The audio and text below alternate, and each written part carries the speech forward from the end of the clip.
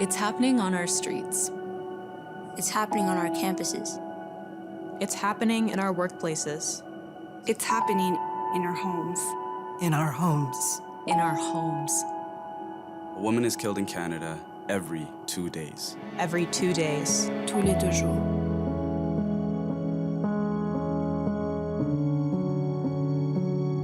I will believe survivors. Je vais croire les personnes survivantes. I will raise my sons differently. I will call out misogyny. I will demand justice and reform. I will amplify marginalized voices. I will donate to women's shelters. I will break the cycle. I will act. I will never stay silent. Je ne resterai jamais silencieuse. I will never stay silent. This ends when we all begin. When we all begin. When we all begin. Begin today. Begin today. Dès aujourd'hui. Begin today.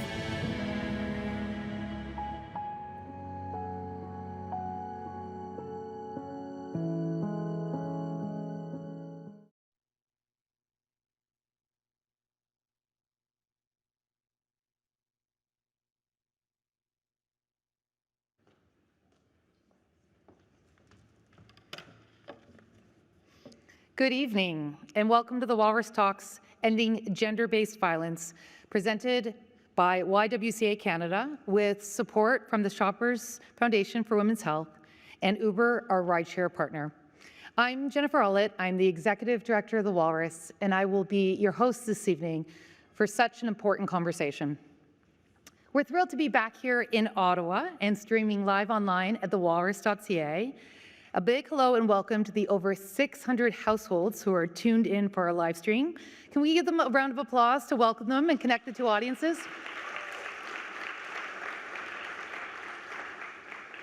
I'm happy to share that we have audience members tuning in from across Canada, including Iqaluit, Montreal, Abbotsford, Calgary, Timmins, Winnipeg, Yellowknife, Halifax, Burnaby, and Fredericton. We encourage you all to share this conversation on social media so you can take a picture to see where people are watching from, if there are quotes that stand out or other takeaways. Tag us at The Walrus, and you can use the hashtag #WalrusTalks. I'd like to begin by acknowledging that we are gathered on the traditional unceded Anishinaabe Algonquin territory in Canada's capital city. Ottawa is home today to many diverse First Nations, Inuit, and Métis peoples. We're honored to carry on a tradition of storytelling at the Walrus, and we work with Indigenous storytellers across mediums. We encourage you to reflect on the land that you're on, wherever you're joining us from today, in this room or online. A bit about the Walrus. The Walrus is Canada's conversation. We cover stories across Canada to offer a deeper understanding on who we are, for those both inside and outside the country. This year, from tariffs to taunts of becoming the 51st state to tariffs again, Canada is the conversation, and the country has been standing strong. We're responding to this moment with facts, analysis, and even a little bit of humor. You can find our work online at thewalrus.ca, in print, on newsstands, or by subscribing to The Walrus. You can also listen to our podcast, or our stories are also available on audio online, or take part in events like this one tonight. This work is independent, and it's powered by our community of donors, supporters, and partners. Thank you all for being here, and to YWCA Canada and Shoppers Foundation for Women's Health. Thank you to Uber Canada, who is our official rideshare partner, for teaming up with Mothers Against Drunk Driving Canada to provide safe rides home promo codes tonight. For those in the room, simply scan the QR code on screen or on the coasters during the reception. There are also poster boards that have the discount code, and then it will be automatically applied to the Uber app. With more than 100,000 designated drivers across Canada, get home safe and never drive impaired. Gender-based violence refers to harmful acts directed at individuals based on gender. It disproportionately affects women, girls, and gender-diverse people, impacting over half of Canada's population and costing lives. Canada is at a critical turning point right now in how we respond to gender-based violence. Tonight, we have 6 speakers who will have 7 minutes each. to examine pressing policy gaps and cultural shifts that can reduce and prevent gender-based violence, highlighting the need for coordinated cross-sector action as we work towards a future free from violence. To start today's conversation, I'd like to invite to the stage a special guest here this evening. Please welcome the Minister of Women and Gender Equality and Secretary of State, Small Business and Tourism, the Honourable Rechie Valdez. Thank you, Smith.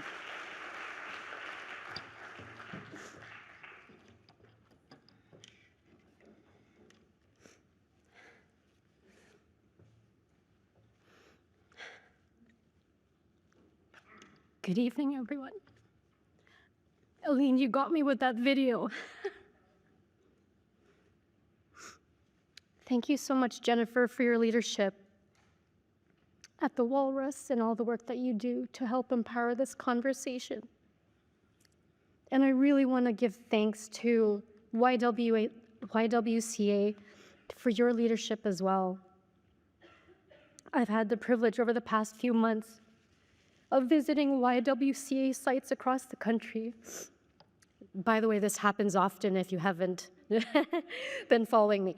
From YWCA NWT and Yellowknife to YWCA Edmonton, what I saw in each of your offices was the consistent dedication of your teams, the frontline workers, and a deep care for the communities you serve. So I just want to say thank you for the work that you do at YWCA and at the Walrus for bringing us together for this important conversation. So in the video, we just all saw the words, "We will not be silent." Very important. And I was debating on sharing this story until I saw the video. Trigger warning. Her name is Aisha. Aisha is my cousin. I haven't been able to speak about her. Aisha was taken too soon by her husband.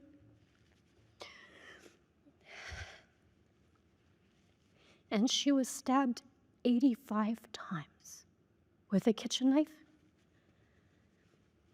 And because she's gone, we no longer have a sister, an incredible aunt, an incredible advocate, and a person in her family. After watching that video with the Rose campaign, I realized I'm not going to do anyone justice in the room if I stay silent and not share her story. So I just wanted to honor her today as I stand before all of you on this important topic about gender-based violence.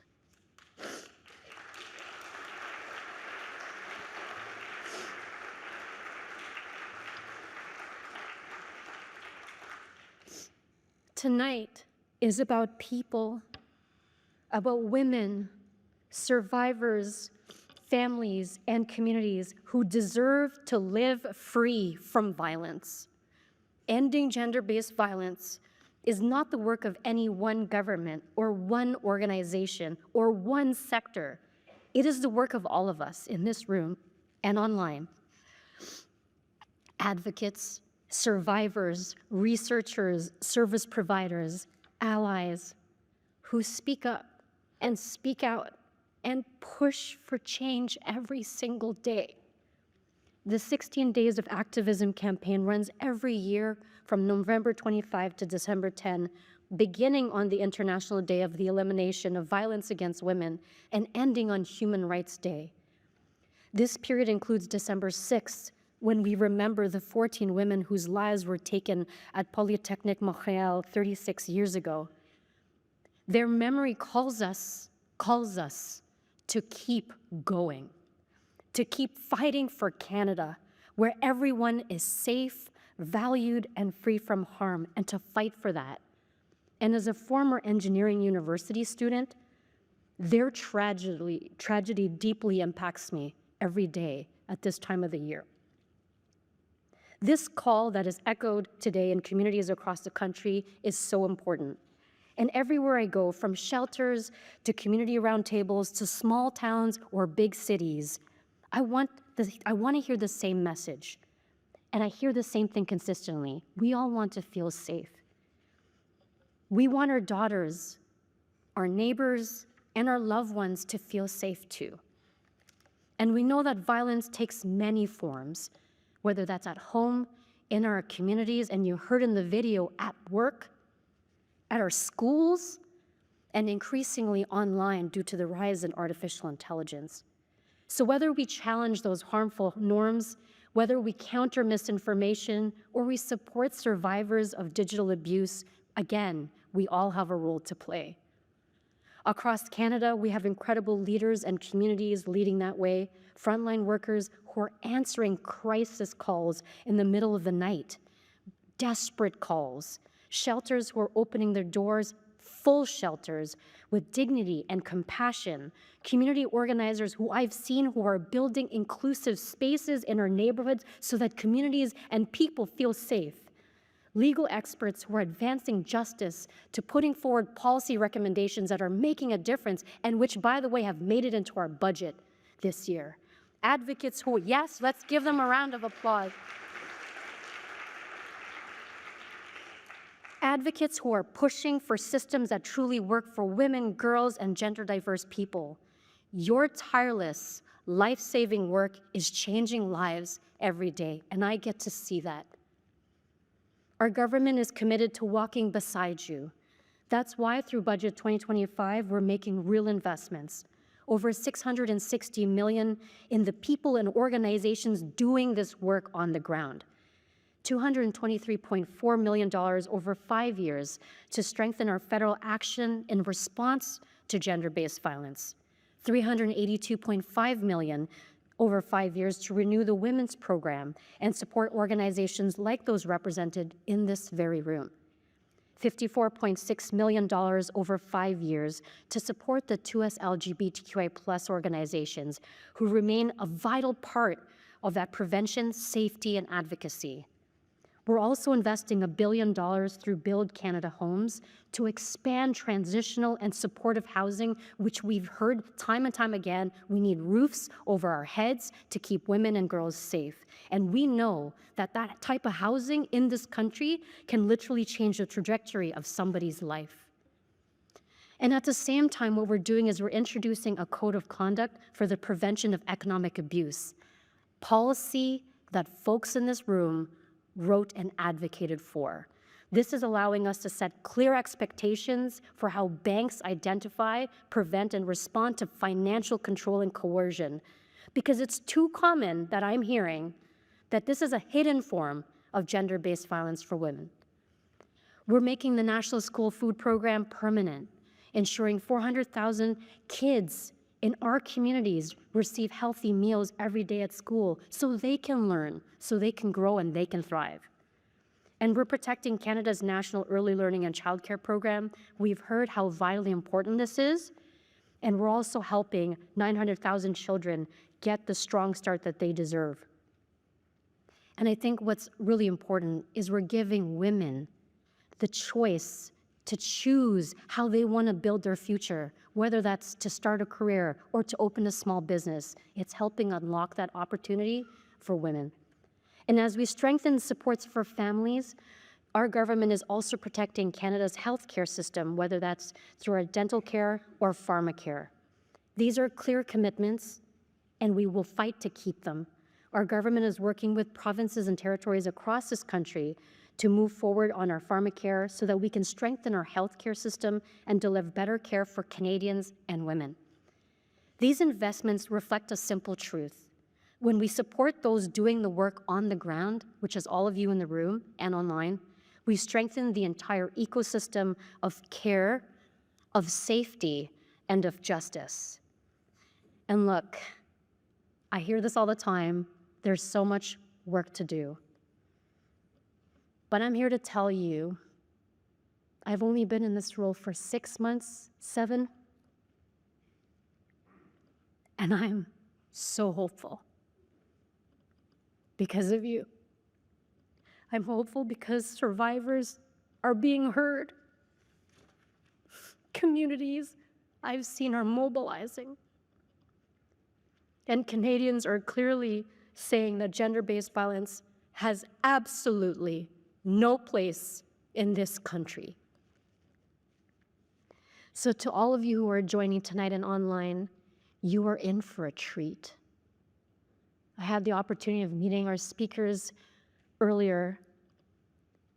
Gillian, Waneek, Keri, Samira, Aline, and Celeste. Thank you for your leadership and for showing up today and sharing your own personal stories, your advocacy, and the things that are going to move the needle on gender-based violence. Your expertise and lived experience are shaping policies, they're challenging conventions, and inspiring a new generation of advocates. So as Minister of Women and Gender Equality and Secretary of State for Small Business and Tourism, I want you to know that our government sees you, I see you, I value you, I certainly cannot do this work alone, and I'm committed to working alongside each of you. Ending gender-based violence is not only a moral imperative in this country, it is essential to building a stronger and more inclusive Canada that we all want. So thank you for the heart that you all bring to your work. Thank you for the courage to keep going, even though it just feels awful sometimes. And I know this work is really heavy. But again, you showing up all here is giving me hope. So we will continue to listen to all of our perspectives and work together. And we need this for people who we've lost, like Aicha, for those who are still experiencing trauma today, lived experiences. We will keep moving forward together. Thank you all so much for being here. Merci.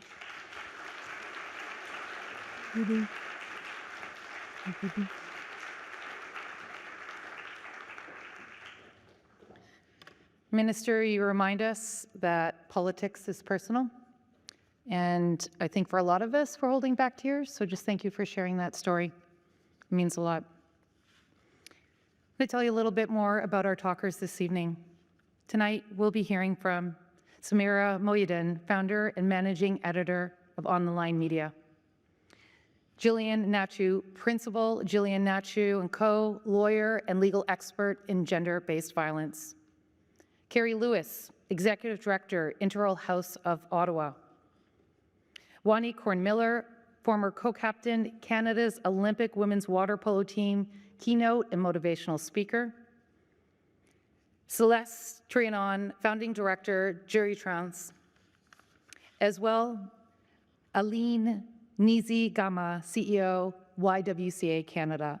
Unfortunately, our speaker, Yami Mam Sosa, who was on the original lineup, is unable to join us this evening. Please, a warm welcome to our talkers tonight.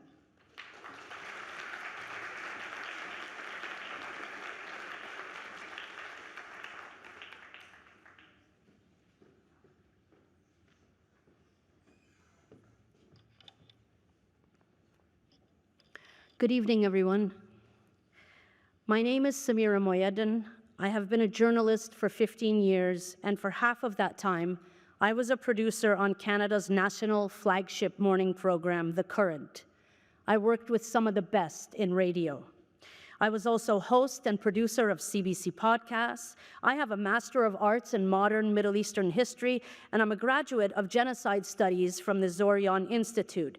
I sit on the advisory board of Centennial College's Journalism School. I've won numerous journalism awards, including an Amnesty International Media Award and a National Canadian Online Publishing Award. The reason I'm giving you this background is not because I'm looking to get hired by any of you. I'm telling you all this because despite my education and accomplishments, I can still have a national columnist in this country refer to me as a, quote, so-called journalist. Tonight, I want to talk about gender-based violence in journalism, not as an abstract policy, not as an academic concept, but as something I have lived, witnessed, and carried in my body. Because the truth is, being a woman in journalism is one risk. Being a queer woman is another. Being a woman of color reporting on injustice is another still. And when those identities converge, the violence doesn't just add up, it compounds. I am someone who has spent much of my life trying to tell stories that sit in uncomfortable places, stories about power, about occupation, about genocide, and about people whose suffering is often ignored, minimized, or distorted. And because of that, I have paid a price. For the past 2 years, my journalism has primarily focused on Gaza and Israel's relentless onslaught there. Because of that focus, I have had the Israeli government publicly place me on a list of anti-Semitic generators and influencers, not for hate speech, not for incitement, but for criticizing state policy and advocating for reporting on its egregious violation of Palestinian human rights. When a provincial politician tweeted the name of my family's restaurant, it felt like a warning, a way of saying, we see where you live, we see where you work, we can reach right into your life. 3 weeks after that tweet, on the anniversary of October 7th, masked intruders broke in and ransacked the restaurant, smashing our windows, vandalizing, destroying. I stood inside that restaurant, looking at the damage, and understood in my bones what it meant to be made vulnerable for telling the truth. People would ask, do you think the attack was political? I would answer in return, what do you think happens when politicians and lobby groups publicly inflame hatred against a journalist? When they name you, target you, paint you as a threat? Violence is not always explicitly instructed. Sometimes it is simply permitted. From the moment I began working in media, I understood that the newsroom wasn't immune to the prejudices of the world outside it.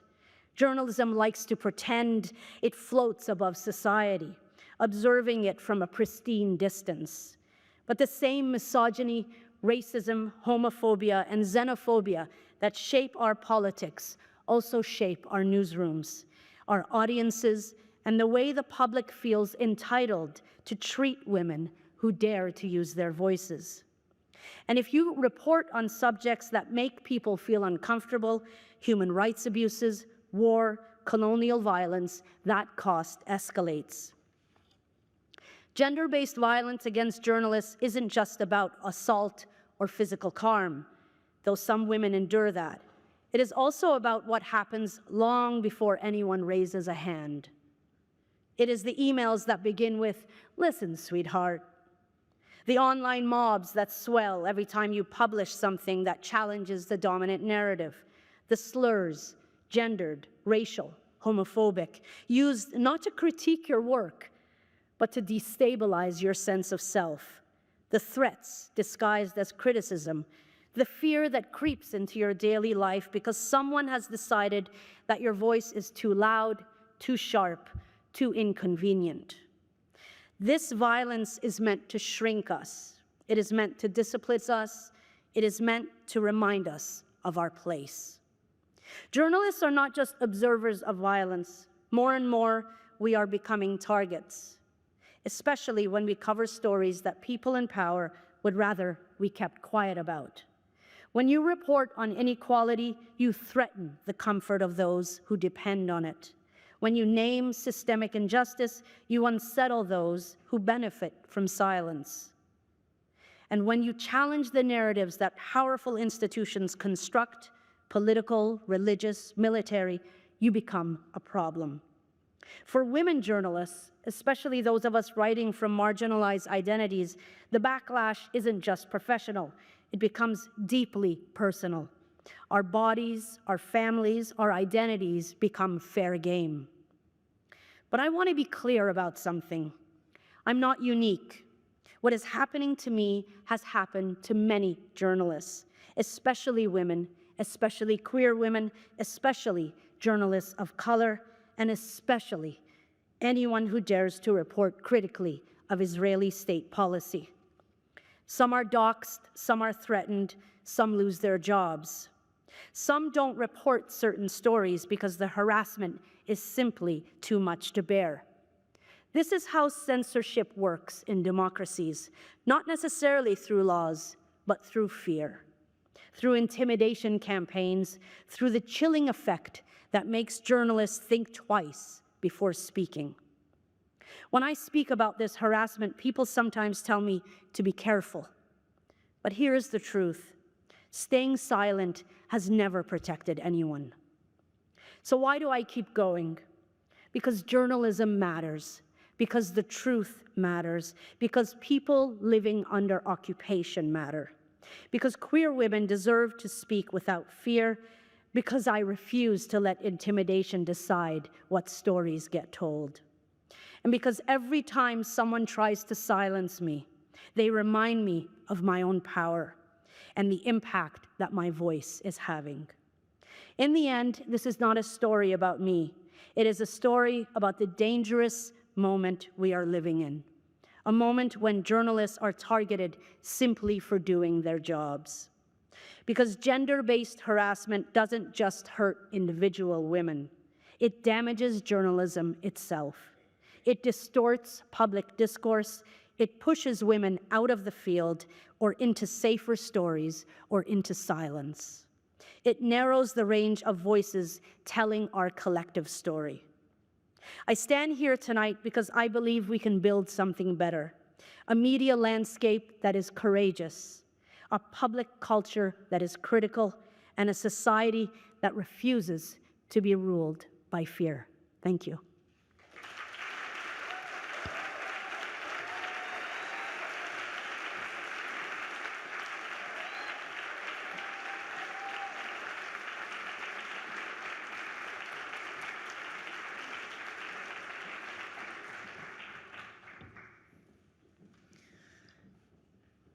Good evening.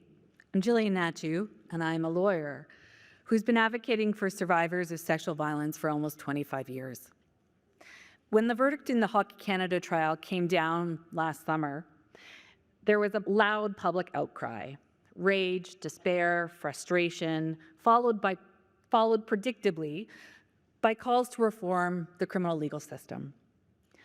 Well, I share the public's despair in many respects, and certainly grieve for what happened to EM, the victim in that hotel room. I did not join, and I do not join, in calls to reform the criminal legal system. 9 years ago, as Lucy de Couture's lawyer, I was in the middle of the public backlash to the Nizigama verdict. In the aftermath, at that time, I despaired at the way that Lucy and the other complainants had been treated by the criminal system. I believed it could be improved and was committed to working for reform. In the years that followed, Parliament enacted many changes to the criminal code, all of which were aimed at improving the system's response to survivors of gender-based violence. What the Hockey Canada verdict has showed us is that it hasn't made much of a difference. EM, the victim, may have been treated better by the Crown in the lead up to the trial. She was better prepared, her lawyer was treated with more respect, she was given more information about the process. But the trial itself and the outcome were the same. What's changed for me in the intervening 9 years is my perspective on what within the legal system needs to change to better address the harms faced by survivors of gender-based violence. When it comes to sexual assault, Canada's criminal system does what it is constitutionally designed to do. It weighs evidence in a grossly unbalanced way to guard against the risk of wrongful convictions. If you are a victim of sexual violence and you go to the police to seek justice, here's what awaits you. You will be a stranger to the process. You are not a party, but a witness. You will not be allowed to have a lawyer who speaks for you in court. You will receive very little, if any, information about what is happening with the case over the years that it winds its way through the court. You will not have any real say about whether the Crown takes it to trial, whether they plead it out, or whether they withdraw the charges altogether. You will have very few choices and even less control. You will absolutely be expected to testify. You will undergo lengthy cross-examination, often over several days. The accused, by contrast, does not have to testify. The entire process can unfold without him ever saying a word. Criminal trials are often described as he said, she said processes. But I think that's hugely misleading because most of the time he doesn't say anything at all. At the end of it all, the evidence before the court will have to satisfy the judge that the accused is guilty beyond a reasonable doubt. That means that a judge may believe you and even accept that your allegations are likely true, but may still not be satisfied beyond a reasonable doubt. In that case, the accused will be acquitted and walk free, and you will feel disbelieved. As long as the criminal system continues to work the way it was constitutionally built to work, the majority of sexual assault prosecutions will end in acquittals. It can't be fixed because it's not broken. It does what it was designed to do. I don't have time to engage with the question of whether sending perpetrators to jail make any of us safer. What I do want to talk about is alternative pathways to accountability and justice for survivors of sexual violence. My practice focuses primarily on civil remedies for sexual assault survivors, either through lawsuits or through human rights tribunals. When victims choose to sue their abusers and possibly the institutions that empowered or protected them, then they are engaging in an entirely different system, and many things for them will change. As the victim becomes the plaintiff, they will have a lawyer at their side throughout their the entire process who will advocate for them, take their individual goals and experiences into account, and afford them control over the process. They will be in the driver's seat. There is no right to remain silent in the civil system. The defendant will have to respond to the allegations against them and submit to multiple hours of questioning, all before the court goes to trial. The outcome is not black and white. 95% of cases resolve before even getting to the door of a courtroom. If done well, civil processes can re-empower victims and help heal old wounds in ways that neither jail sentences or even money ever can. I often say that sexual assault is not a crime of passion, but power. And in order to heal from the stripping of that power, you need to rebalance the scales. I've had more than one client tell me over the years that they feel transformed by the process, that it has allowed them to take back the power that was stripped from them all those years ago and regain their strength. So fabulous. Lawsuits are the answer, right? What if your assailant has no money? What then? If you're in Ontario, that's probably the end of your legal options right now. But that was not always the case. There's been a lot of chatter in the aftermath of the Hockey Canada trial about creating alternative legal systems for survivors centered on concepts of restorative justice and transformational justice. I'm all in favor of those conversations. But what many people forget, or perhaps never knew, is that until 2021 in Ontario, we already had a system like that. For more than 40 years, Ontario had something called the Criminal Injuries Compensation Board, which went by the acronym CICB. The tribunal's mandate was to award compensation to victims of violent crime, including sexual assault. To apply to the tribunal for compensation, all you had to do was complete a detailed application. It took some effort, but the process was straightforward and could be navigated without a lawyer. The CICB would then hold a hearing in which victims of sexual violence had the opportunity to tell their stories to neutral third parties and to be believed by people who had no obligation to believe them. There was no obligation or requirement to report the crime to the police. There was no requirement to secure an underlying conviction. CICB hearings centered the harm to the victim and looked at ways to compensate for them. Survivors could be awarded up to $20,000.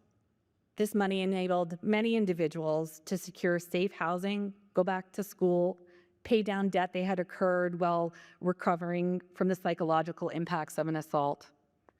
It wasn't life-changing money, but for many it was life-restoring money. In addition, the board made awards for private therapy that enabled individuals to choose a therapist in their community that they trusted and could form a therapeutic bond with. The system held no direct consequences for perpetrators, and sometimes that's fine. The tribunal centered harm to victim and concentrated on how to compensate for it. The whole process took 6 to 12 months. It was funded almost entirely by the victim's surcharge that is paid by individuals when they are convicted of crimes.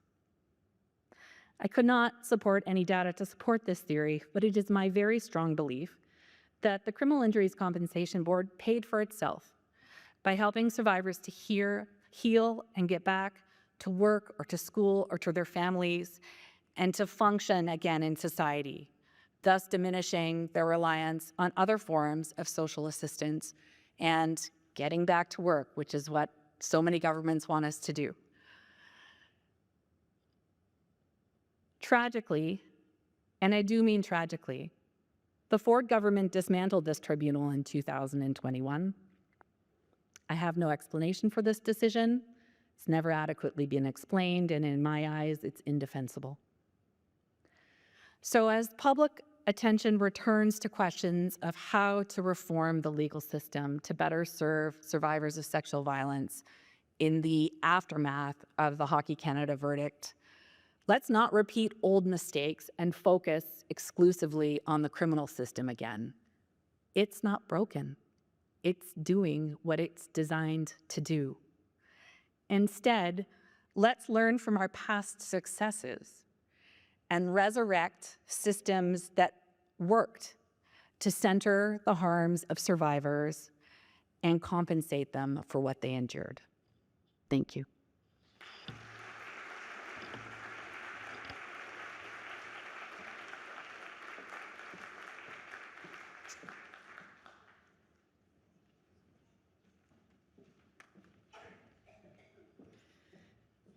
Good evening. My name is Keri Lewis. I'm the Executive Director of Interval House of Ottawa, and I've been working in gender-based violence shelters for over 25 years. Every day at Interval House of Ottawa, we meet people at some of the most dangerous and vulnerable moments of their lives. They arrive with bruises and broken bones, but also with injuries that don't show up on x-rays, injuries that live in their bodies, their memories, and their nervous systems. Gender-based violence isn't just a social issue. It's a public health crisis. And if we want to respond meaningfully, we have to see and treat the full impact it leaves behind. In 2024, Ottawa Police responded to 6,636 incidents of partner violence in Ottawa, nearly 18 calls every single day. 79% of the victims identified as female, and those are only the ones we know about. At our shelter, we see the tip of the iceberg, survivors who've endured years of abuse, often while navigating racism, poverty, colonization, or immigration barriers. Their health needs are urgent, complex, and often misunderstood.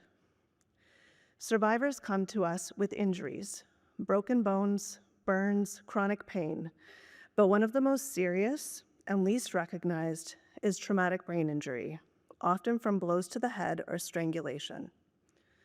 A survivor might seem forgetful, disorganized, or emotionally volatile. She might lose track of appointments or struggle to remember conversations. These aren't personal failings, they're neurological injuries. Beyond that, trauma shows up in the body. 93% of Ottawa shelter residents report physical symptoms: headaches, insomnia, digestive issues, menstrual changes. And when they do seek medical care, they're rarely asked about abuse. Their pain is treated in fragments, not as part of a larger story of violence. Mentally, the toll is just as profound. 73% of women in Ottawa shelters report post-traumatic stress disorder symptoms. 60% report depression. A third meet the criteria for major depressive disorder. Trauma changes the brain, the body, and the way people move through the world. And when systems ignore that, they reinforce the harm. When survivors reach out for help, they often find that the system doesn't see them. Leaving violence usually means leaving everything behind: ID, health cards, medical records. Even when they find a doctor, a 15-minute appointment can't hold the weight of complex trauma. Publicly funded trauma therapy is almost non-existent, and gender-based violence shelters in Ottawa don't receive psychiatric outreach. For Indigenous and racialized survivors, the barriers are even steeper. Racism in healthcare isn't hypothetical, it's documented and ongoing. 1 in 5 Indigenous people in Canada reports experiencing racism from healthcare providers. Indigenous patients are more likely to leave emergency rooms without care, to wait longer, and to receive less pain management. The death of Joyce Eshakwan, an Atikamekw woman who live-streamed her final moments as hospital staff hurled racist insults, showed the country what Indigenous people have said for generations: this system is not built for them. Imagine fleeing violence, sustaining head trauma, and then being disbelieved or dismissed in emergency rooms. Many don't go back, and their health deteriorates further.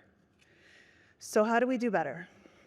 We can't end gender-based violence overnight, but we can transform how systems respond to it. First, the provincial government must ensure that gender-based violence is recognized and prioritized as a health issue, not just a social one. Healthcare is a provincial mandate, and that means Ontario has the power and responsibility to act. Ontario's recent declaration that gender-based violence is endemic is a good first step. Additionally, the province should require trauma and violence-informed care training for all frontline health providers, nurses, doctors, paramedics, and mental health clinicians. This training must be mandatory, built into medical and nursing education, and developed in consultation with gender-based violence experts and service providers. Every healthcare provider should understand how trauma and violence shape the body, behavior, and trust, so they can recognize the signs, ask the right questions safely, and respond without judgment. Second, we need cross-sector coordination that connects healthcare with the gender-based violence and community sectors. Hospitals and community health organizations should have policies and procedures to screen for and respond to gender-based violence in a trauma and violence-informed way. This includes safe disclosure processes, clear referral pathways, and shared accountability. Care should not depend on who you happen to see or whether they get it. Coordination should be mandated, not optional. Third, we need strong municipal coordination. Across Ontario, every municipality is required to have a community safety and well-being plan. These plans can be powerful tools when they're used well. They bring together shelters, housing, public health, municipal services, and mental health providers, the local systems that shape survivors' daily lives. By embedding gender-based violence prevention and trauma-informed practice into community safety and well-being plans, municipalities can ensure that local services are aligned and responsive. But hospitals and primary care, those remain provincial responsibilities. That's where the province must lead, while municipalities ensure local coordination on the ground. We already know what works. Shelters aren't just places of refuge. They're frontline health access points. Every intake is a chance to identify brain injury, address untreated conditions, and connect survivors to care. We need trauma-informed integrated systems where healthcare, housing, and mental health work hand in hand. We need culturally safe, anti-racist services led by Indigenous communities and guided by lived experience. And we need to invest in time. Time to listen, time to build trust, time to heal. Because survivors are not broken. They are carrying injuries, some visible, many not. And when systems meet them with respect, connection, and care, healing is not only possible, it's powerful. Gender-based violence is not inevitable. Its health consequences are not inevitable, but ignoring them is a choice, and so is doing better. Thank you.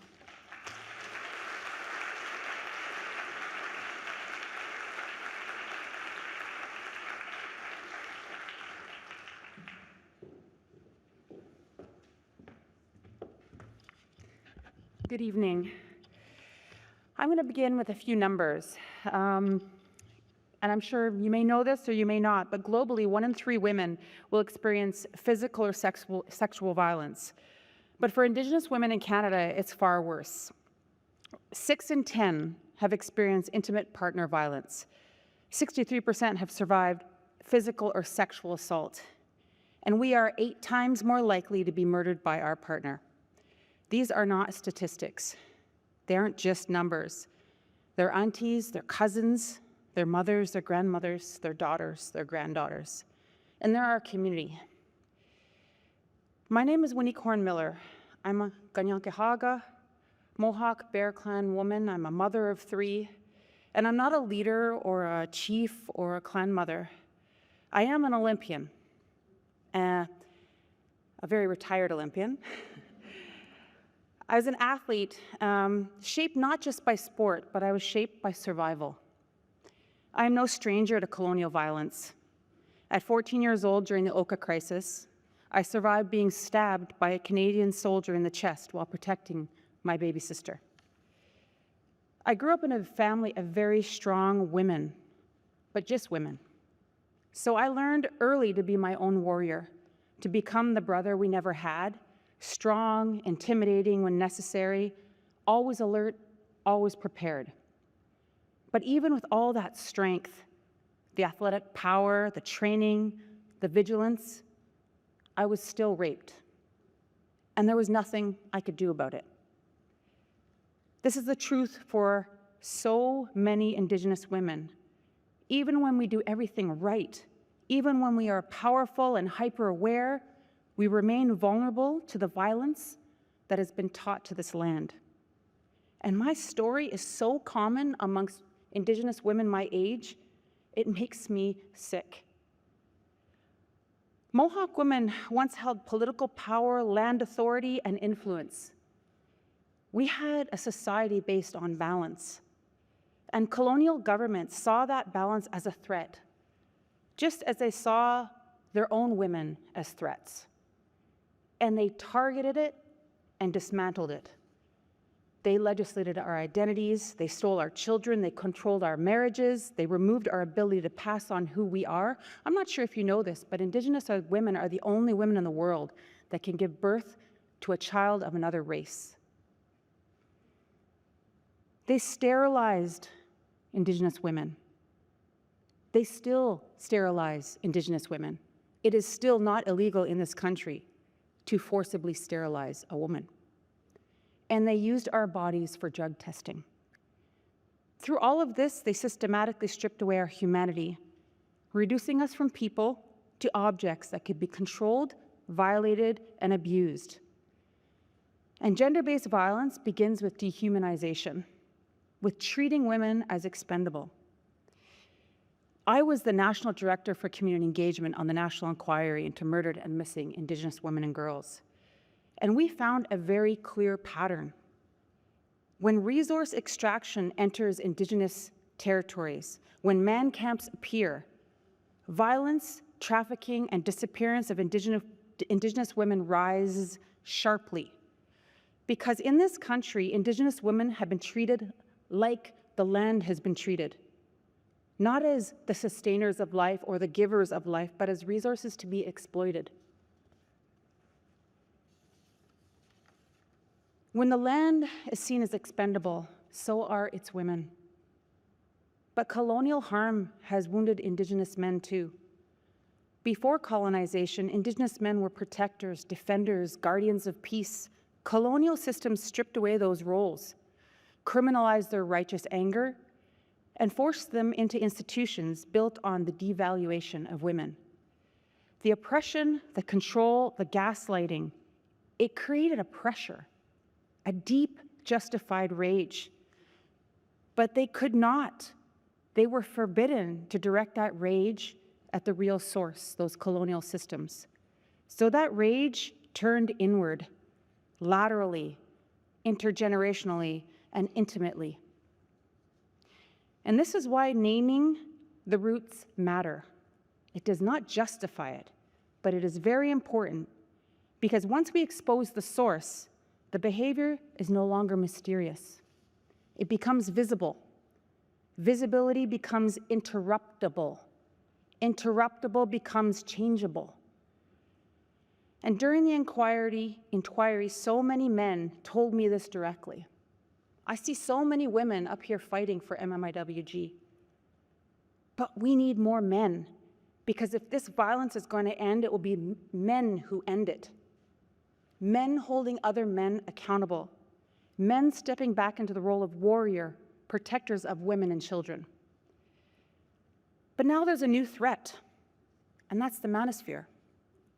Today's boys, including Indigenous boys, are shaped not by elders and culture, but by this manosphere, the digital world built on misogyny, dominance, and entitlement.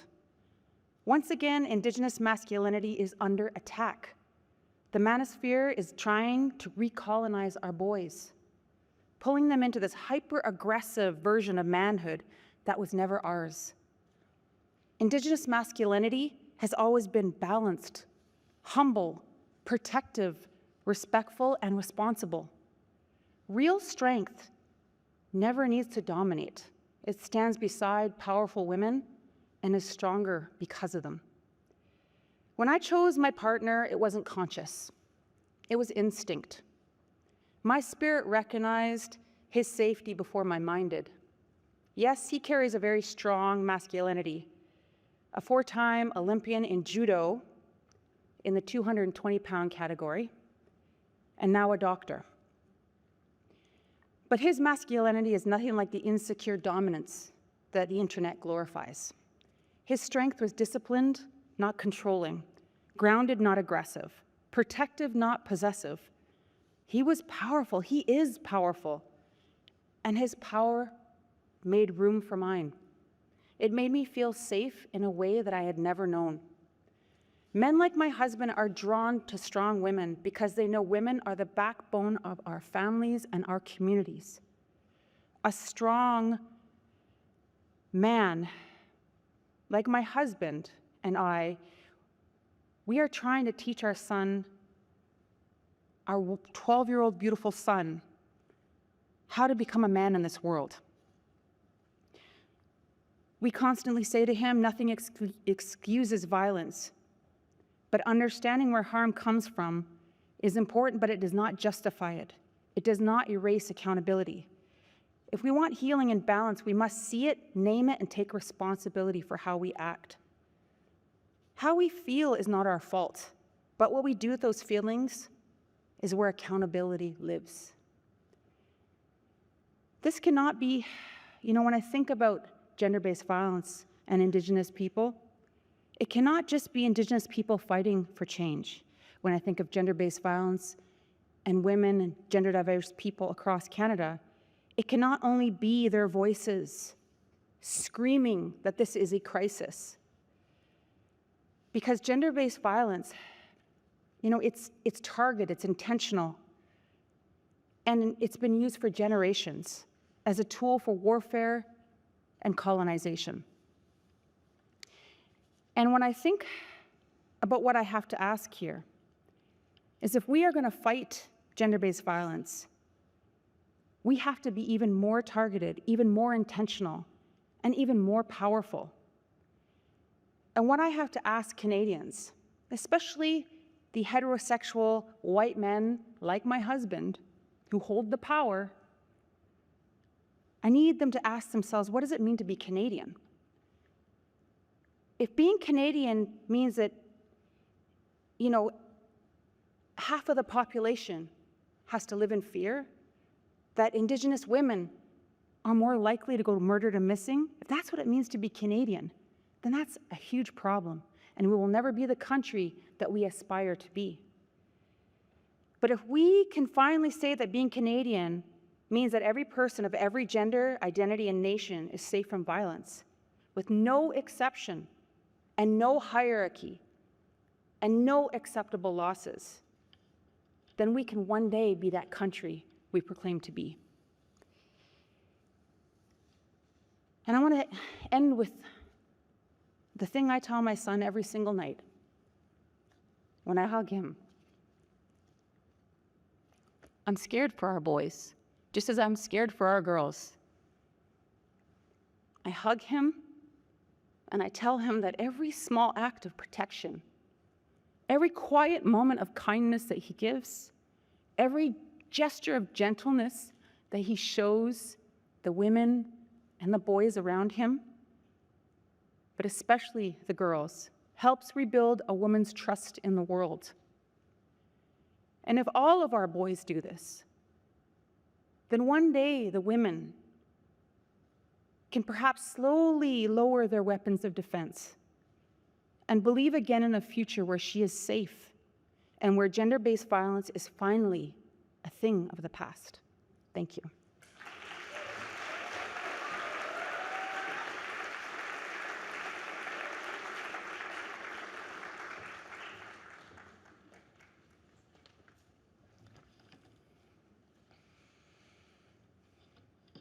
Hi, I'm Celeste Trianon from Montreal, Jajaki.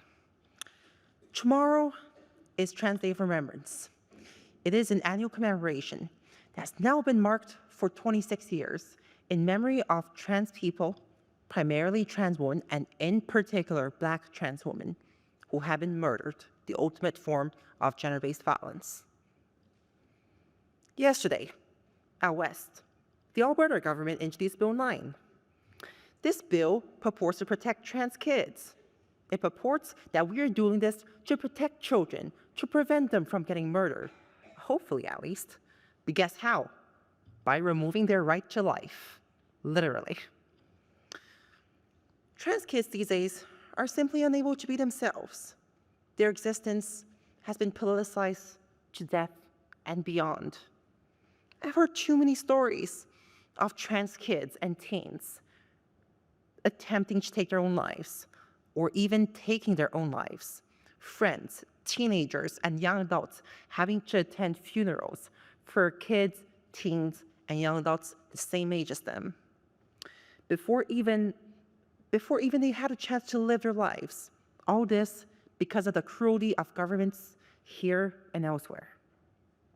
We're talking about families having to unroot themselves from communities, moving between borders, even between nations, because they have no other choice, because that is the only way they can either raise their family or be themselves as need be. It's not just a trans-specific issue either. A recent survey by Gris Montréal, merely concerning some other parts of the rainbow, so the LGB in the acronym, has shown a doubling in the last 2 years of intolerance towards gay, lesbian, and bisexual teens in high schools in Quebec. Misogyny is equally becoming normalized. It's not just fascist pedophiles calling women journalists slurs on live TV. These are the same people who are in power in so many countries. They're the people who are reshaping policy, reshaping the road effectively, and creating refugees out of my neighbors and our neighbors. Same teens who are refusing to listen to their teachers because they're women. They are the same teens who are breaching full-blown expulsion orders for the sake of attacking their trans classmates. You see, the attacks on gender diverse youth cannot be understood in isolation. They instead form an integral part of modern-day misogyny and gender-based violence. There's this expression which you oftentimes hear in trans circles. What a man does to trans woman in public is what he'll do to cisgender, so non-trans, women in private. And this cannot be true, cannot be more true. The same politicians pushing to destroy bodily autonomy, to force women to give birth, to prevent them from getting birth control, they are the same ones attempting to kill access to trans healthcare. Look no further than Alberta or the US yet again. I'd also like to bring to your attention to the notwithstanding clause, this infamous clause of the Canadian Constitution which has been used repeatedly now to attack the civil rights of fellow Canadians like ourselves. Over its 43-year history, it has been primarily used for gender-based violence, and in the last few years has actually been used exclusively for gender-based violence. From attempting to shield governments from claims owned, I'll start with Alberta, let's say it this way, from attempting to shield itself from claims owned to its Eugenics Act, which primarily targeted Indigenous women, to attacking teachers, 75% of whom are women, to redefining marriage to exclude queer couples, to now attacking trans youth, denying them the healthcare they need in order to survive. All of this constitutes different forms of gender-based violence enacted by a total disregard for human life and for human dignity. And you can say the same about Ontario's strike-breaking bill a few years ago, or Quebec's anti-hijab laws, or Saskatchewan's anti-trans bill. In fact, this is the manifestation of gender-based violence nowadays in our legislatures. Governments here, they won't mention, we are going to be violent towards women, we're going to be violent towards trans people. They will say, this bill applies notwithstanding sections 2 and 7215 of the Canadian Charter of Rights and Freedoms. So what do we do about this? Gotta fight back, somehow. This isn't just a matter of defending women's rights, trans rights, or another limited subset of human rights. It is a matter of defending the very principles underlying the society we wish to build, and gender-based violence simply cannot form a part thereof. To what serves justice if it is only limited to those in power, or those who can afford paying up? To what does it serve when a student expelled for transphobia can quickly fundraise over $50,000, whilst its victims cannot recover a cent without spending the same amount in lawyers' fees alone? Our power doesn't lie in the systems of oppression that will continue to enable the conditions under which such oppressive legislation can be enacted. Our power lies in ourselves as citizens and as Canadians. We, as ordinary people, have a common duty to act, and that is the duty to stand up for friends, for colleagues, for neighbors, for whom, the very people for whom gender-based violence most commonly is enacted by the state. Injustice surrounds us all, yet it doesn't have to be this way. Want to know what the greatest enemy of injustice is? It's initiative. It's the action of doing something. And that, I believe, is our greatest gift as human beings. It is our ability to think critically and to respond to injustices in powerful ways, which, honestly, we should be taking that as a gift. The time to bury our head in the sand is over. I hope we all, today and tomorrow, and for all the days to come that we still are on this planet, can stand up for not just the most prominent survivors of gender-based violence, the ones you hear about in the news, but to all people affected by gender-based violence, whether that be immigrant women, Muslim women, trans women, and so many other women and people. We all stand to win from protesting the unjust and defending those who continue being scapegoated. Thank you.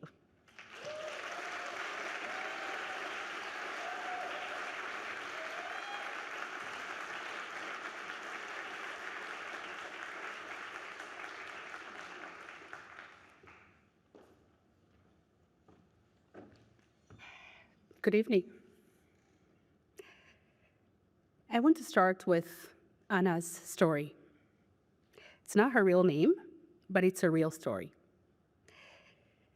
Anna fled her abusive partner late one night with her 2 children under the age of 5. And This was yet after another act of physical abuse by her partner. And she did what we tell all survivors to do. She sought safety at a shelter.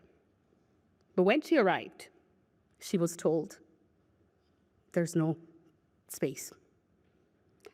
She called 3 more shelters, all full. And with nowhere to go, Hannah was left stranded with her 2 kids on the street, facing the choice of sleeping there or going back to her abusive home.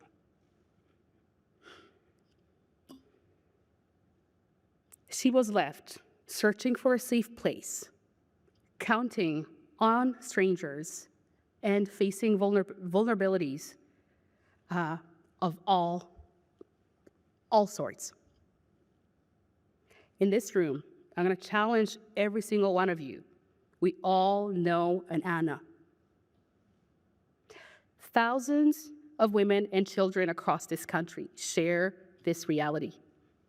In Canada, a woman or girl is killed every 2 days, and too often that death is at the hands of a current or former intimate partner. We've heard this today in this room.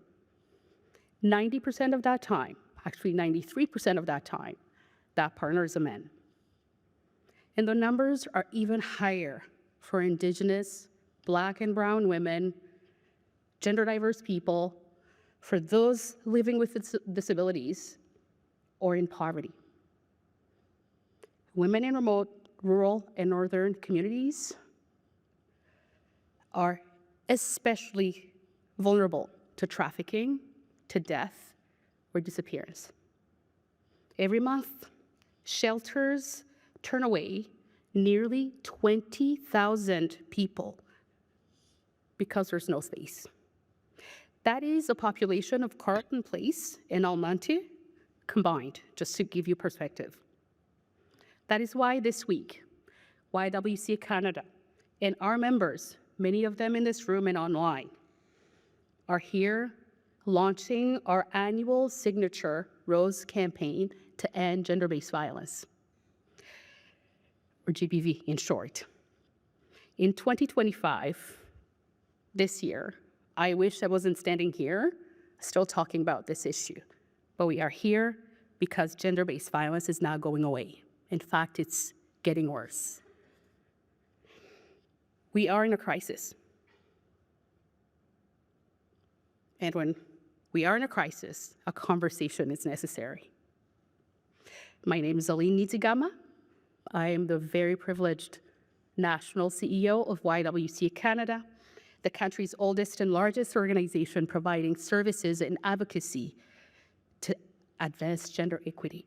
We represent 29 local YWCAs across this country, 9 provinces and 2 territories, ensuring that women, girls, and gender diverse people who are facing poverty, homelessness, and abuse can access services when and where they need them the most. We've been working on the front lines of this issue for over 150 years. That is, we predate Canada's Confederation. We are 5,000 staff members strong, 5,000. We run GBV and homelessness shelters. We do violence prevention. We offer crisis support. We provide employment counseling and job training.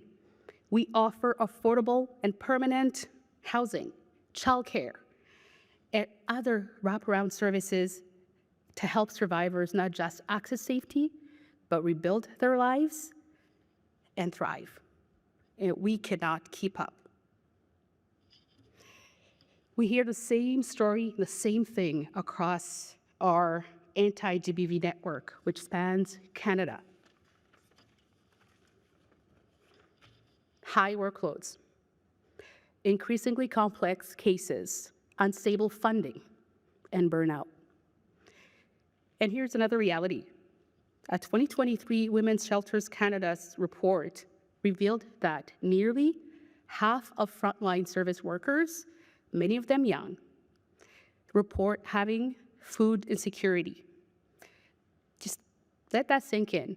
The people supporting and feeding others are struggling to keep food on their tables and feed their own families. This is another aspect of this work that does not get talked about enough. And this is untenable.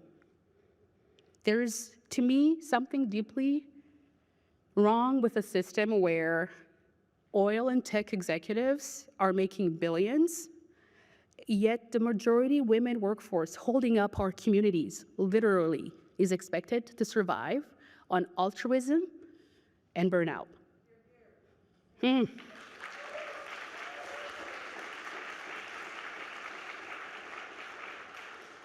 So this isn't, it's not just about economics. It's about misaligned collective priorities. And if the scale of this crisis feels daunting, that's because it is. But I'm also here to tell you that it is not unsolvable. Here's what it's going to take to end this crisis in 4 points. It will take prioritization and investment. It's time to fund, and really fund, the front lines. Thank you. To move beyond outdated, inconsistent, and inequitable funding practices. To scale solutions that work. To stop treating violence prevention and intervention like charity, and to start recognizing it as the foundation of a healthy society and a prosperous economy. That was the first point. Second point, ending gender-based violence will take sustained action. In 2021, YWCA Canada was among the many organizations that came together and helped establish the comprehensive national action plan to end gender-based violence. It outlined exactly what was needed: a commitment to anti-racism, reconciliation, and equity, to ensure the solutions reach everyone, address historical harms, and it can go far. It also required billions in long-term investments for sustained impact. It called for cross-government coordination, and lastly, it has independent oversight for accountability. And progress has been made, however, not at the scale or speed required. GBV is the only violent crime in Canada that is on the rise. So I'm calling on all levels of government to take this really, really seriously and to commit to maintaining adequate funding and to continue implementing this plan to address all aspects of this issue. Third, ending gender-based violence will take hope. You heard that today. The frontline staff and leaders in the YWCA movement and partner organizations that I get to work with are some of the most fiercely hopeful people that I have ever met. And they show up every day. They save lives. They work with little, and they make the impossible possible. You are here, all of you, because you believe in uplifting these unsung heroes. I'm going to call on all of you to support our Rose campaign, because it's in supporting this work and showing up for the people behind or at the front lines that we get to keep this hope alive and to continue to push our advocacy efforts to ensure systemic change on this issue. The last and very important aspect of how this will end is that it will take all of us. This ends when we all begin to raise our voices louder than ever for those lives that were cut short and for those who cannot speak today here because they are scared. Begin to truly believe survivors and center the voices of those people who have gone through these things in solving for this crisis. Begin to support frontline workers and infrastructure required for the work. I told you earlier about Anna's story. We heard about Aisha's story. Many Annas and their families, thankfully, make it into our shelters and find themselves again. But many, far too many, don't. We must do everything we can to ensure that no one is ever forced to face unspeakable harms due to lack of service capacity. GBV and its ramifications don't have to be. They don't. But this only ends when we all rise and act. We must amend and do better so that everyone is safe at home, at school, at work, at the university, on the street, and online. It's a whole of society issue. It will take a whole of society approach to end it. So pledge today. What can you do? Everyone has a role to do. Everyone has something that they can do today and that they can begin to do today. I'm going to end with this one.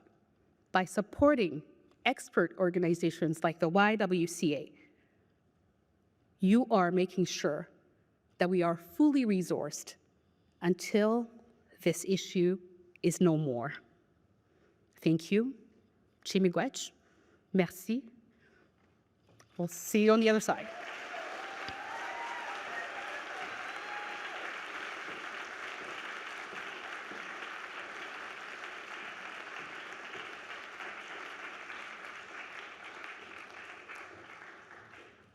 Wow.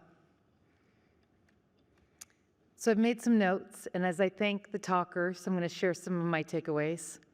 Thank you to Samira, Mohyeddin, telling stories that sit in uncomfortable spaces, and that journalism, profession I'm a part of, doesn't float above this issue. Gillian, Hnatiw, changes in the legal system have not been enough, and the system is doing what it is designed to do. But there are opportunities in the civil system, human rights tribunals, and the process can empower survivors. Thank you, Keri Lewis. Gender-based violence is a public health crisis, but we must recognize and treat it as such. Waneek Miller, highlighting that gender-based violence starts with dehumanization, especially of Indigenous women, but as well the boys and men, that they have the power to end this as warriors. Celeste, Trianon, a very powerful and heartbreaking image of trans funerals, and that those funerals are being created by policies and laws, and how important it is that we're paying attention to what is happening and the governments that we are supporting and creating. Aline, Nizigama, I think you have convinced us that we need to make this a collective priority, and that takes all of us, and you have invited us personally to join you and your national team in this work. As well, thank you to the Honourable Rechie Valdez. Thank you for your leadership on this, but also for sitting front row and taking in all of the talks tonight. It shows your personal commitment as well as your team, the ministry, and the government's commitment to this issue. And my final thought that I wrote down, because we need hope in this work. The hope is in this room. All of you who are here, who made the time, all of you who are online, all of you who are going to forward this video on to someone who maybe doesn't know so much about this issue and the intersectionality of it all.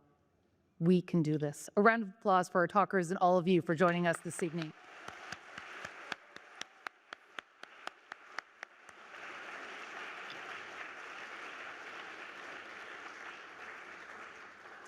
Now, I'm going to invite our talkers in the front row to get up, and we're going to give them a head start to the reception. So if you don't mind, you can get up. Everyone's giggling. This is true. Like, let's give them a chance to get out and grab a drink. And as they make their way to the reception, I'm going to tell everyone else a little bit more about what we have coming up with the Walrus.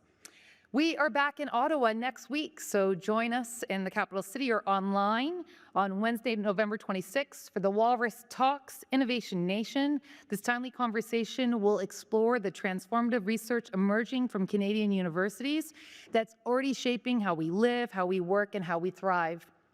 And then on Tuesday, December 2nd, join us for the Walrus Talks at Home, Aging and Belonging.